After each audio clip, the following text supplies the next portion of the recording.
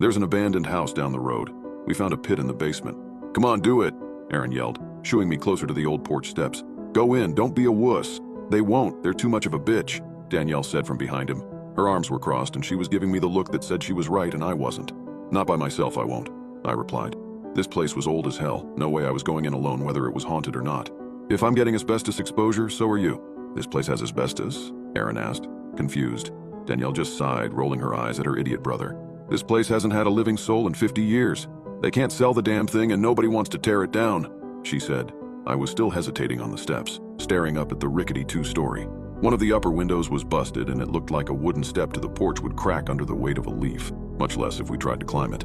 This place was a safety violation more than it was a home. Kinda hard to sell a house after a group suicide happened in it, I muttered, seeing the front door was slightly open.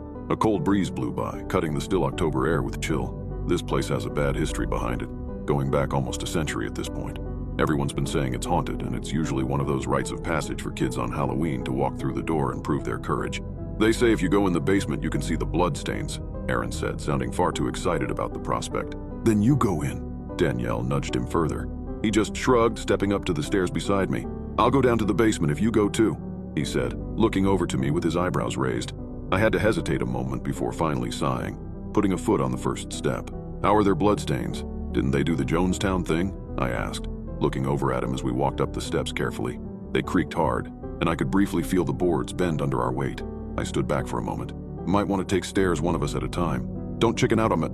Aaron was cut off by a loud crack as his foot went right through the frail porch step.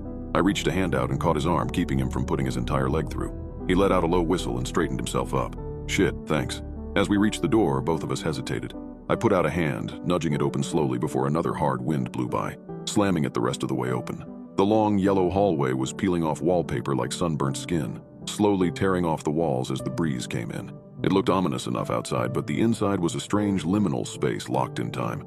You know, the cuckoo clock and wallpaper make for a really great haunt aesthetic, Aaron wisecracked. All I could do was roll my eyes. It was already getting dark outside, and it was even more shadowy. I pulled out my phone and turned on the flashlight. The yellow wallpaper was even more dingy in the light, with smudges all over and the occasional graffiti. Someone attempted a pentagram near the end of the hall, but made it sideways and one side was bigger than the other.